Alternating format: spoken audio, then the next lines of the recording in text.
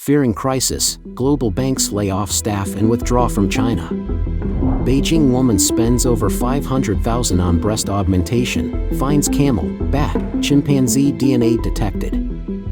Over 40 nurses at Inner Mongolia hospital are collectively dismissed. Yao Bang Anniversary, ex-officials tribute article silenced. U.S. panel chair says, CCP getting away with murder in plain sight with UN acquiescence. It's all covered in today's China Truths. Fearing crisis, global banks lay off staff and withdraw from China. China has been experiencing worsening deflation. With the real estate market bubble bursting, property prices plummeting, and an oversupply issue, consumers are cutting back on spending and investors are fleeing from China. China has quickly transformed from a lucrative investment heaven into a money-losing place for both domestic and international investors. Recently, global magnates, including the Rothschild family, have had to either scale back or completely exit their Chinese operations. A Reuters report from February 9, 2024, indicates that global banks are gearing up for another round of staff reductions across Asia. The initial layoffs have already taken place in mainland China and Hong Kong, the financial hub of the region. It is anticipated that Wall Street giants will further ramp up their cutbacks in the months ahead. According to sources familiar with the matter, the American investment bank Lazard announced internally in January 2024 its plans to shut down its Beijing office, which will include layoffs. Some of the displaced staff will be relocated to Hong Kong. Additionally, Rothschild & Co., a finance firm from the Rothschild family, the richest tycoon family in the world, has closed its Shanghai branch. Bank of America has also revealed plans to eliminate 20 positions in Asia at the start of 2024. Chinese stock markets, both in Shanghai and Hong Kong, remain sluggish, hitting a 5-year low despite monetary expansion attempts, including a significant reserve requirement cut by 50 basis points in January 2024. The ongoing deterioration in China's economic outlook, coupled with escalating geopolitical tensions as the country grows increasingly assertive, is alarming investors. A wave of economic, financial, and political risks associated with withdrawing from China is spreading uncontrollably throughout 2024. Recruitment specialists report that in Hong Kong alone, over 400 investment banking roles have been cut, mostly in sectors that interact with China. Data from the London Stock Exchange indicates that revenue from trading stocks of Chinese companies listed there, handled by Wall Street investment banks, dropped to $4 billion in 2023, a 30% decrease from 2022. Mergers and acquisitions activity also declined last year, falling 16% to $629 million. Beijing woman spends over $500,000 on breast augmentation, finds camel, bat, chimpanzee DNA detected. Lan Lan, a 27-year-old woman from Beijing, underwent a breast augmentation procedure that cost nearly 550,000 yuan, or around $76,000, and resulted in severe side effects. However, she shockingly found that the filler in her breasts was not her own collagen. According to CCTV, the procedure, called CRT autologous collagen regeneration, was performed at the Chu Meiren Cosmetic Surgery Center in Chaoyang District. This patented technique, which purportedly used the patient's own blood tissue without implants or traditional surgery, promised to enlarge breasts in just 20 minutes. However, shortly after the surgery, Lan Lan experienced unevenness and pain in her breasts. A routine ultrasound revealed the unexpected presence of implants, suggesting the filler used might be synthetic.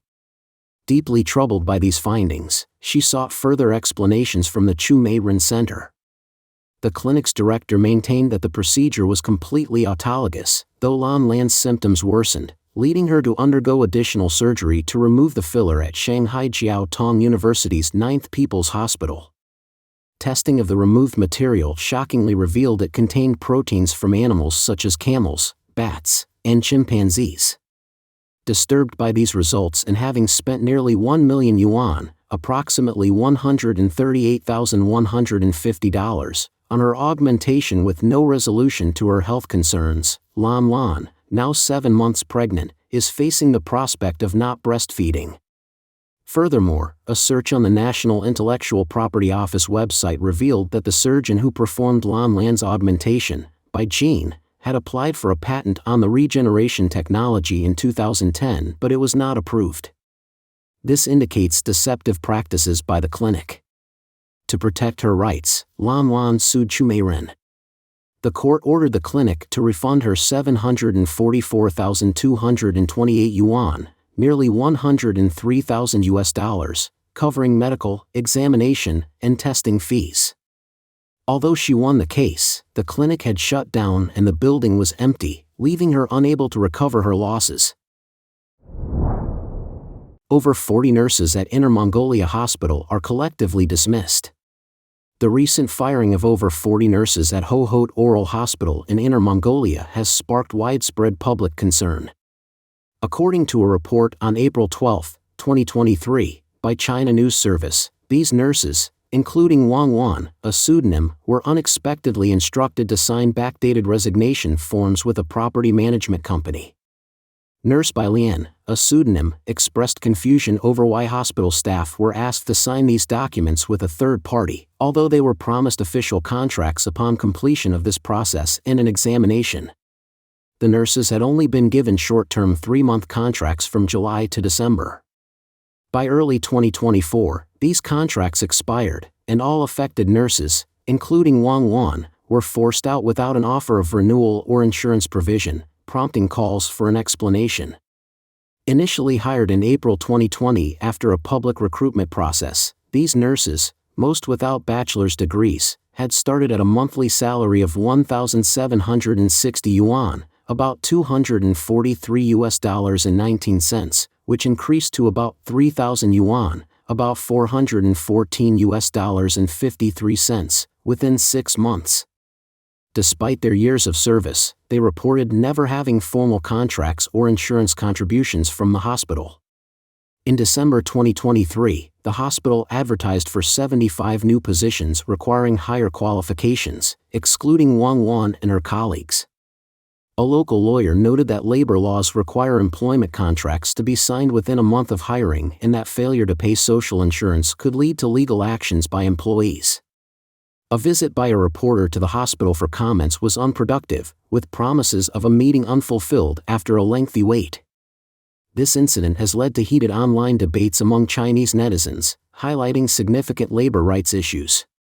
Liu Zibin, an executive at a Chinese engineering inspection company, voiced outrage on social media over the treatment of nurses at Hohhot Oral Hospital, where many were forced to sign short-term, 3-month contracts with a property management company after years of dedicated service. Liu criticized the hospital's strategy to drastically minimize costs by underpaying these essential workers and avoiding necessary insurance payments. This situation has sparked a broader debate among netizens about the exploitation of healthcare workers in China, highlighting systemic issues in labor practices across public and private medical institutions. These practices include bypassing regular employment to hire staff through third-party agencies, which complicates their future job security and benefits. Yao Bang Anniversary, ex-officials tribute article silenced.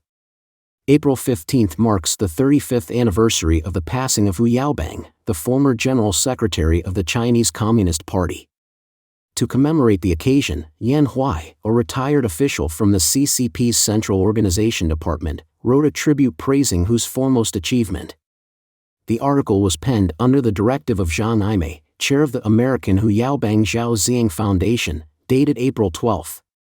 In detail, it starts by referencing the CCP's obituary for Hu, which lauded his role in overturning wrongful convictions and shaping cadre policies. The author contends that while implementing cadre policies was a significant part of Hu's legacy, the greater challenge was advocating for the millions of disenfranchised landlords and their offspring, who had been marginalized since the violent land reforms of 1949.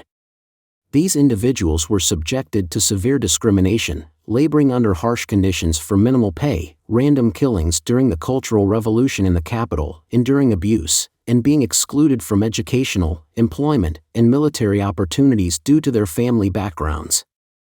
The author remarks that correcting the reputations of those labeled rightists wasn't seen as overly challenging, provided a few remain to justify the extensive anti-rightist campaign.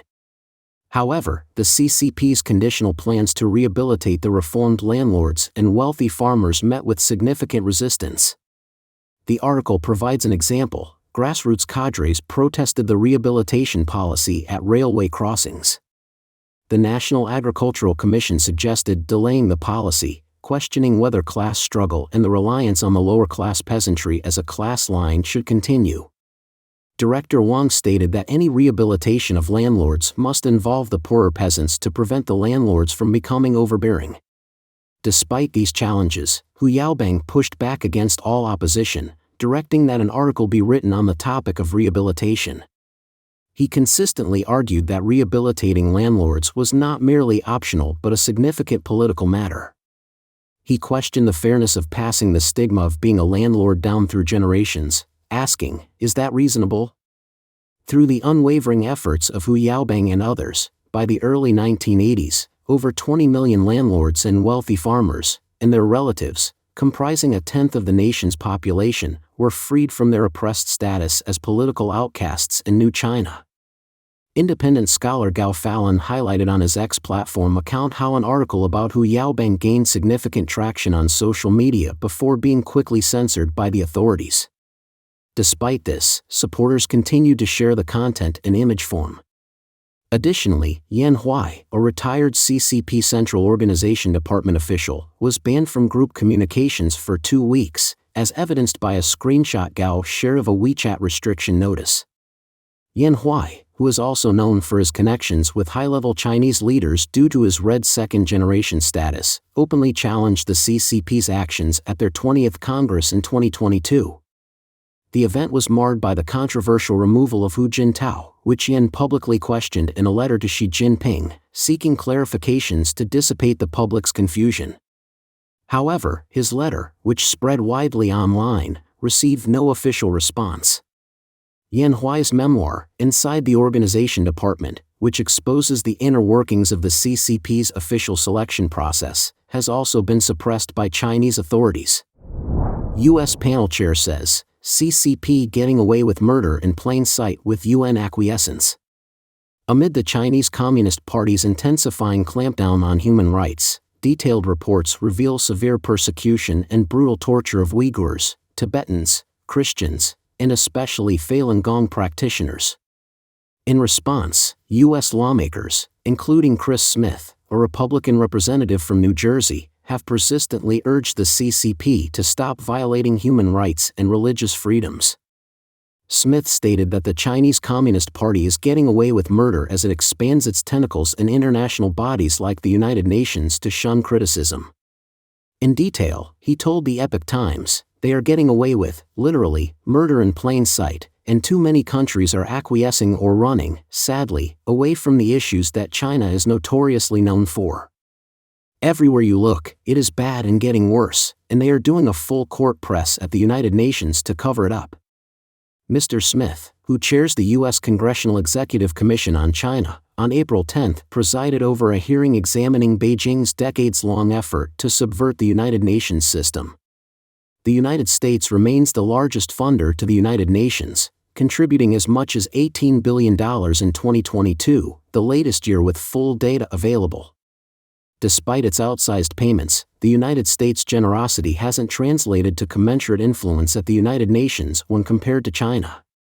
As of 2020, Chinese officials hold leadership positions in 4 of the 15 UN specialized agencies and deputy roles in 9 others, using these posts strategically when national interests are involved.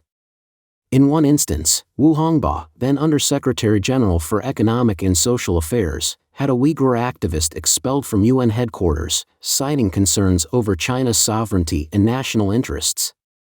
There have also been allegations of a Chinese official at the UN's civil aviation body concealing a cyber attack by Chinese state hackers in 2016. Furthermore, Chinese delegates have been reported to harass activists and block human rights groups critical of Beijing from gaining UN consultative status. In 2019, a Chinese representative disrupted the testimony of Hong Kong singer Denise Ho, who was speaking out against Beijing's encroachment on Hong Kong's freedoms. Mr. Smith expressed frustration over China's participation on the UN's Human Rights Council, especially given Beijing's refusal to allow international investigations into human rights abuses, including those he has requested. His legislation against forced organ harvesting of prisoners of conscience passed overwhelmingly, but was met with denial from a Chinese embassy official. An independent tribunal in London found that forced organ harvesting has been occurring in China at a significant scale for years. Despite international condemnation, attempts by lawmakers to investigate, such as a proposed visit to Xinjiang, have been ignored by Chinese officials. In 2021, a group of UN human rights experts expressed severe concern over reports of organ harvesting from minorities in Chinese detention. These allegations include abuses against Falun Gong practitioners, Uyghurs, Tibetans, Muslims, and Christians. The UN has only mentioned these issues publicly once, despite ongoing reports and testimonies brought forward at hearings and by entities like the Epoch Times, which continues to seek responses from the UN about these criticisms. Moral failing. Beijing's influence at the UN is evident as high-ranking officials have been accused of submitting to its demands, including providing the names of dissidents to Chinese delegates, as revealed by leaked documents and a whistleblower. Taiwan, which is democratically governed and claimed by Beijing, remains excluded from the UN platform due to Chinese pressure. Former UN Human Rights Chief Michelle Bachelet postponed a critical report on Xinjiang until just before her term ended, and during a visit to China, she praised the government's poverty eradication efforts, despite widespread criticism. Andrew Bremberg, former U.S. representative to the UN in Geneva, expressed frustration over UN public health officials echoing Beijing's minimal disclosures during the early stages of the pandemic. He recounted a meeting with Tedros Adhanom Ghebreyesus, head of the World Health Organization, who admitted difficulties in obtaining data from China but shortly afterward lauded China's response to the outbreak as setting a new standard. Bremberg criticized this as a moral failure of leadership, reflecting a broader issue of UN leadership being intimidated and fearful when dealing with China. Pro-authoritarian bias. Chinese officials have long attempted to incorporate CCP rhetoric, such as Xi Jinping thought and phrases promoting win-win cooperation in human rights, into UN resolutions. Kelly Currie, a former UN official with roles in human rights and humanitarian aid, attributed their success to the disinterest and unawareness of democratic nations. Upon joining the UN Economic and Social Council in 2017, Currie took action by highlighting this issue and organizing meetings to ensure such language was excluded from resolutions, emphasizing that the US would not endorse such terms. Currie criticized the UN leadership for unthinkingly normalizing this language, which she believes other nations would not tolerate. She argued that these international bodies, fearing loss of access to authoritarian regimes, often publicly praise repressive leaders while criticizing democratic ones. This, she pointed out, is a significant asymmetry that favors authoritarian narratives, which Beijing skillfully exploits to enhance its global influence. Democracy Representative Kathy Manning from North Carolina also expressed concern about the insertion of this language into UN documents, emphasizing the need to educate other countries about its implications and dangers. She warned that allowing Chinese influence to proliferate within the UN system equates to granting Beijing the power to set international standards. Mr. Bremberg argued that the United States needs to counteract the Chinese regime with equal aggression, highlighting a critical window of opportunity to do so. He noted that the Russian invasion of Ukraine had significantly awakened the European Union from its complacency, making them more aware of the potential threats posed by China, both in terms of human rights abuses and geopolitical aggression. Echoing Bremberg, Mr. Smith warned that the Chinese leader's ambitions extend far beyond Taiwan and aim to establish a global dictatorship. He emphasized the need for increased intellectual honesty within the UN. Ms. Currie recounted her efforts at the UN, which required years and numerous meetings to effect change. By the time she left in 2021, she observed that more countries were aligning with the U.S. stance, and noted that the Chinese regime had reduced its efforts to influence the UN. She concluded that clarity and effective communication could lead to positive outcomes, as demonstrated by her experience. Don't forget to leave a comment in the section below to share your opinions on today's topic with us. Make sure to like and subscribe to see more interesting topics from China Truths.